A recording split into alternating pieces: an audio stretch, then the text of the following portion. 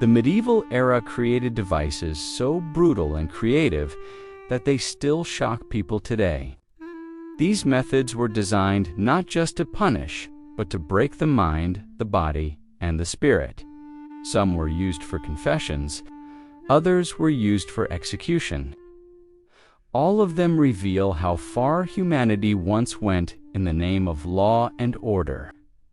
Today, we are diving into 25 of the most disturbing torture methods from the medieval world. Before we begin, make sure you subscribe and hit the like button so this video reaches more history fans. Your support helps us continue exploring more content. Let's get started. 1. The rack. The rack was one of the most feared devices in medieval Europe because it attacked the body in the most direct way. The victim was tied by the wrists and ankles on a wooden frame that could be pulled tighter using large turning wheels. As the wheels turned, the ropes stretched the limbs until joints began to separate. Muscles tore slowly and tendons snapped under the pressure. Interrogators often used the rack to force confessions from accused criminals or political enemies. The pain was so intense that many victims confessed to crimes they never committed simply to make the torture stop. Physicians sometimes attended sessions to keep the victim alive longer. Even if a person survived, they were often left permanently disabled with dislocated shoulders and hips. The rack became a symbol of state power and fear during medieval interrogations. 2. Iron Maiden. The Iron Maiden was a tall, coffin-shaped chamber made of reinforced metal with a door that swung open. Inside the chamber were sharp iron spikes positioned at various heights. The victim was placed inside, standing upright, and the door was closed carefully, so the spikes pierced the body without immediately killing them. The aim was slow suffering rather than a quick death. Some versions allowed blood to drip through small holes at the bottom. The Iron Maiden gained widespread fame in later centuries as a shocking symbol of cruelty, even though historians debate how often it was used in the early Middle Ages. Whether used frequently or not, the device represented the terrifying idea of being trapped in darkness while metal spikes pressed into the skin. Stories of the Iron Maiden have survived for centuries as reminders of medieval brutality and human imagination pushed to extremes. 3. The breaking wheel. The breaking wheel, also called the Catherine wheel, was used for severe crimes such as murder and rebellion. The victim was tied to a large wooden wheel or laid beneath it on a platform. Executioners used a heavy iron bar to smash the arm's legs, and ribs in a specific pattern designed to keep the person alive as long as possible. After breaking the bones, the body might be woven through the spokes and the wheel raised on a pole for public display. Birds often attacked the injured person while crowds watched. In some regions, the victim was placed on the wheel first and rolled over stones to break the limbs. The breaking wheel served both as punishment and as a warning to the community. For the pillory was a wooden structure with holes for the head and hands. It was placed in public squares where villagers gathered for market days and festivals. While not always deadly, the pillory was a powerful social punishment. The victim stood locked in place for hours or even days as crowds insulted them. People threw rotten food, mud, or stones and sometimes struck the person with sticks.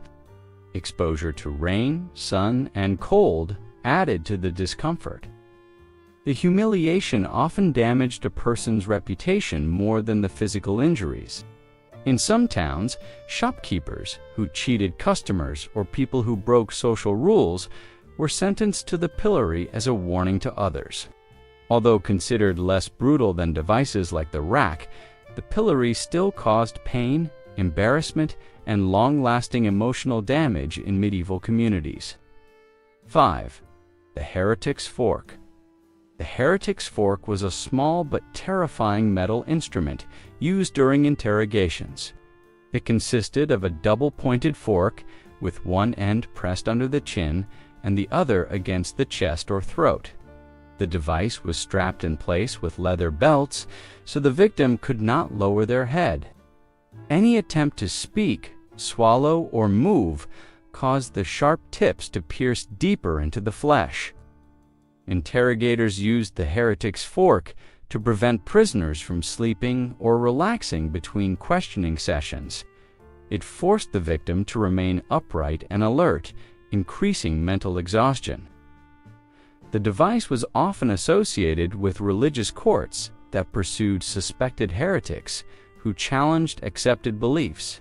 While simple in design, the heretic's fork was highly effective at creating fear and controlling prisoners. 6. The Scavenger's Daughter.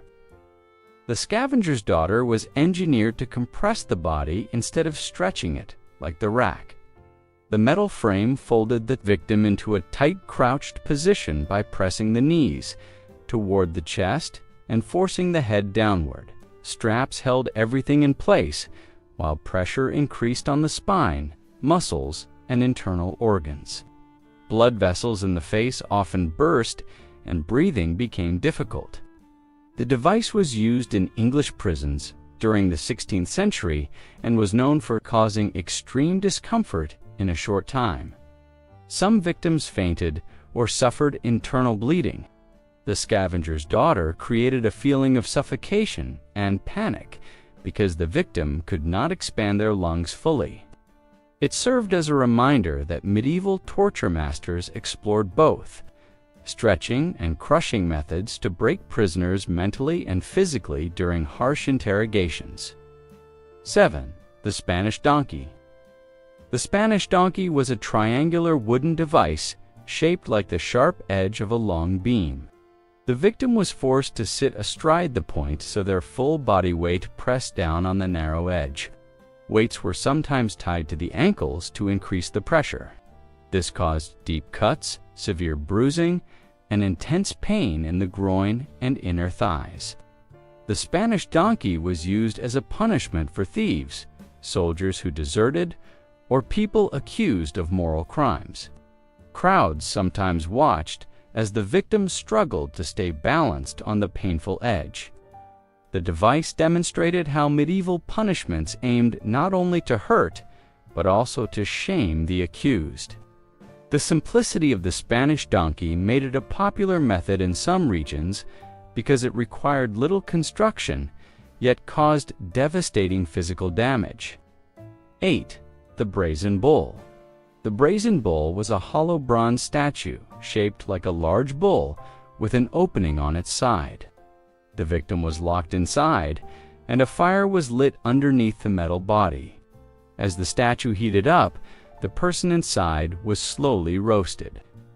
The design included pipes that transformed the screams into sounds resembling an angry bull.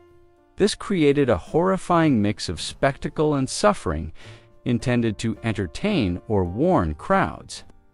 The brazen bull originated in ancient Greece, but its legend spread throughout medieval Europe, where it became a symbol of extreme cruelty. Stories described rulers using it against rebels or enemies to show their absolute power. 9. The Chair of Torture. The chair of torture was a heavy wooden seat covered with hundreds of metal spikes on the seat, backrest, armrests, and leg supports. Victims were stripped and forced to sit while straps locked their arms and legs in place. The spikes punctured the skin but were designed not to cause immediate death. Interrogators heated the chair with fires placed underneath or beside it to intensify the pain. As the metal spikes grew hotter, they burned deeper into the flesh. The victim's weight made movement impossible, which increased the pressure against the sharp points. The chair of torture was often used for suspects accused of witchcraft, treason, or violent crimes. Its design allowed authorities to prolong suffering in a controlled environment. The psychological terror of being placed on such a device was almost as powerful as the physical pain it delivered. 10. The thumbscrew. The thumbscrew was a small but painful mechanical device used during interrogations. It consisted of a metal frame with a screw that pushed two flat plates together. The victim's thumbs, fingers, or even toes were placed between the plates. Turning the screw slowly crushed the bones and soft tissues. The device was portable, inexpensive, and easy to use, which made it common in medieval courts and prisons. Interrogators could apply pressure gradually to force a confession or escalate quickly for severe punishment. Victims often fainted from the pain as bones cracked or nails tore away. The thumbscrew also left clear signs of injury, which meant it was sometimes used as public punishment to shame offenders. Although small in size, its psychological effect was immense because prisoners knew how easily it could ruin their hands permanently. 11. The pear of anguish. The pear of anguish was a metal device shaped like a pear with 4 expanding segments. It was inserted into the mouth, rectum, or in brutal cases, into the reproductive organs. A turning key caused the segments to open outward, stretching the tissue painfully. The purpose was to cause tearing, bleeding, and humiliation rather than immediate death. The pear of anguish was often linked to punishment of liars, blasphemers, or women accused of sexual misconduct. It relied on both physical damage and emotional trauma because the method targeted vulnerable parts of the body. The expansion could be controlled, allowing interrogators to increase the pain slowly.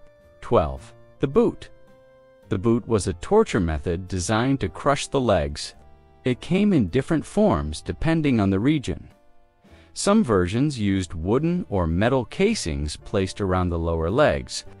Wedges were hammered between the casing and the bone, causing fractures and intense pressure. Other versions used heated irons to increase the suffering. The boot was often used on prisoners accused of treason, who authorities wanted to break mentally before execution. Victims experienced shattered bones, severe bleeding, and long-lasting disability if they survived. Interrogators could control the force by hammering wedges slowly, allowing them to prolong the agony. The boot served as a reminder that medieval justice systems relied on physical coercion to extract information. 13. The dunking stool. The dunking stool was a punishment device used mainly for people accused of gossiping, witchcraft, or disturbing public order. The victim was strapped to a wooden chair attached to a long lever or beam. The chair was lowered into a river, pond, or barrel of water. Sometimes the victim was submerged briefly and pulled out repeatedly to cause panic and disorientation. The process could continue for several cycles while spectators gathered to watch. The dunking stool combined public humiliation with physical danger because victims risked drowning. It served as a warning to the community about acceptable behavior. In some cases, local officials believed repeated dunking would encourage confessions from those accused of witchcraft. The shivering cold, lack of breath, and struggle to stay conscious created an intense experience. 14. The breast ripper. The breast ripper was a metal claw designed specifically for punishing women accused of adultery, witchcraft, or moral crimes. The claw had sharp, curved hooks that were heated over fire before use. Interrogators pressed the device against the breasts and pulled downward sharply, tearing the flesh. The intention was to inflict intense pain and permanent disfigurement. The breast ripper reflected the harsh gender-based punishments of medieval societies where women faced severe penalties for actions considered dishonorable. The device was sometimes used publicly to shame the accused in front of the community. Survivors were left with serious injuries and long-term trauma. 15. The collar of spikes. The collar of spikes was a metal ring lined with sharp points on the inside. It was locked around the victim's neck and designed to punish anyone who moved their head too far in any direction. Even swallowing or breathing deeply could cause small punctures. People sentenced to wear the collar often endured it for days or weeks. The device caused ongoing pain and prevented normal activities such as sleeping or eating comfortably. The collar of spikes was used for individuals accused of minor crimes, disobedience, or disrespect toward authorities. It acted as a constant reminder of their punishment and encouraged obedience through continuous discomfort. While not immediately life-threatening, long-term use could cause infections or long-lasting injury. 16. The cat's paw. The cat's paw, also called the flesh hook, was a metal tool with sharp curved points used for ripping and tearing skin. Executioners heated the tool to make the injury more severe. During interrogations, the hooks were dragged across the arms, back, or legs to force confessions. The victim experienced burning heat and deep lacerations that bled heavily. The cat's paw left visible scars that marked the accused long after the punishment ended. It was commonly used on suspects considered stubborn or uncooperative. The device allowed interrogators to control the level of pain by adjusting how deeply the hooks were pulled. Its use highlighted the belief that visible suffering could reveal hidden truths. The cat's paw served as a tool for intimidation in courts, where admission of guilt was often valued more than factual investigation. 17. The saw torture. The saw torture was a slow and terrifying execution method used in several medieval regions. The victim was hung upside down, with the feet tied and the head lowered. Hanging in this position forced blood to rush toward the brain, which kept the person conscious longer during the procedure. Executioners used a long two-handled saw to cut through the body starting between the legs. The sawing continued downward through the pelvis and abdomen. Because of the inverted position, blood loss was slower, prolonging the ordeal. Spectators were often present to witness the execution as a warning. Authorities used this punishment against criminals considered dangerous or morally corrupt. Although brutal, it required no special equipment, making it easier to carry out than many other medieval methods. 18. The water torture. Water torture involved forcing excessive amounts of water into the victim's mouth and stomach. The person was strapped to a board or bench, while interrogators poured water through a funnel or cloth placed over the face. Some versions use cold water to shock the body and limit breathing. The stomach expanded painfully as it filled, causing cramps and a drowning sensation.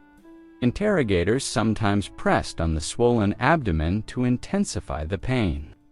This method was used to force confessions because the panic and suffocation made resistance difficult.